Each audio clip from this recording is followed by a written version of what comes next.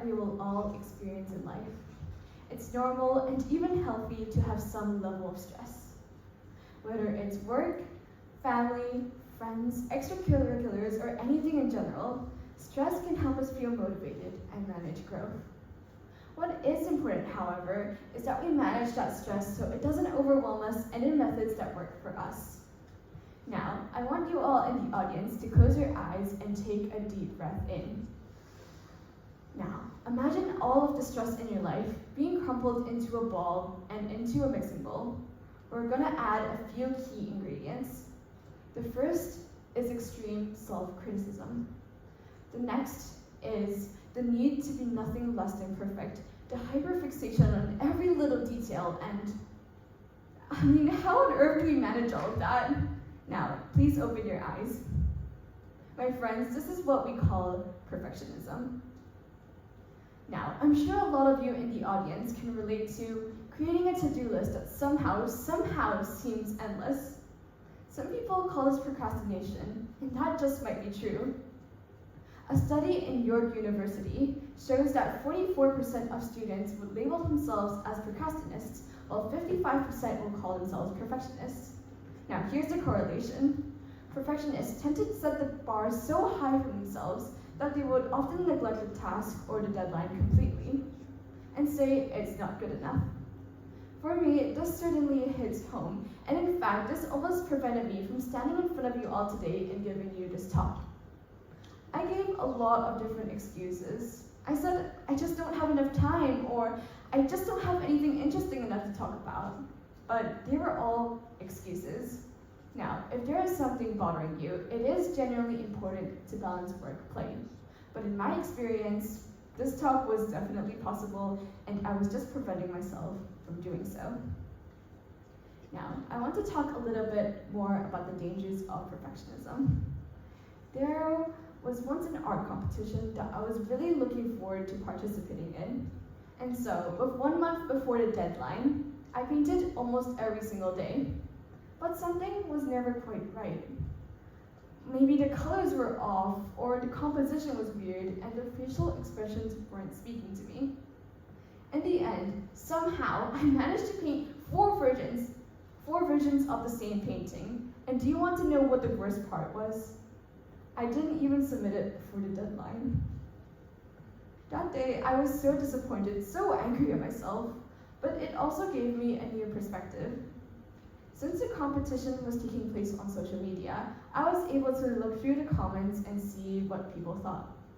And they were all so positive. And then I thought, why didn't I just have fun with it?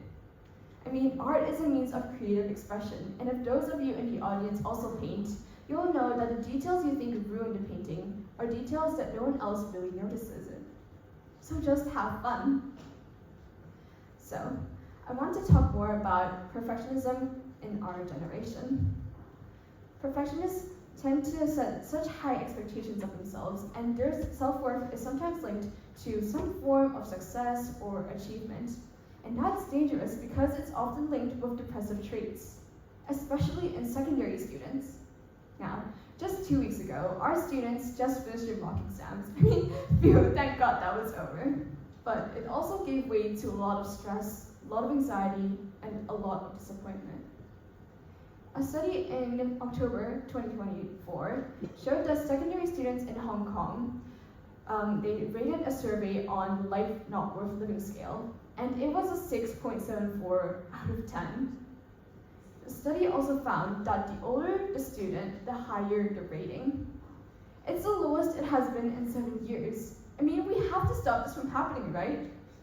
The most common reason for this rating is because students thought their grades weren't perfect enough. And that meant that they didn't have enough self-worth. To reduce this, I want to introduce 2 methods to reducing stress and anxiety. The first is called the 80-20 method, and it's a theory that 80% of the work you can do can be done in 20% of the time. So let's take the draft of the speech as an example. For about 60 minutes, I might be able to outline what I want to say, and 80% of that would be finished. But for the next 3 hours, I might be able to change the font, maybe the spelling errors, maybe the formatting, But ultimately, that wouldn't help me convey the message to you all.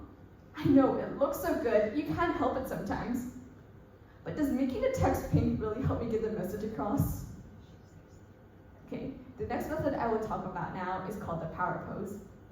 And it's the idea that when you put your hands on your hips and your chin up, you have a straight back, do that for just 2 minutes, and your cortisol levels will drop. So that means you have less stress and your testosterone levels will increase. And that helps you with risk taking. It feels weird at first, I know, but body language is so important and it can help us shape our mind for the rest of the day. And I definitely needed to do this after speaking in front of an audience. But in all seriousness, perfection isn't real. In fact, it's a huge lie that we tell ourselves and society tells us too. So what we should be aiming for is not perfection, but in fact, progress. So let's do that. Let's aim for progress together, everyone, and break this cycle together. Thank you for listening.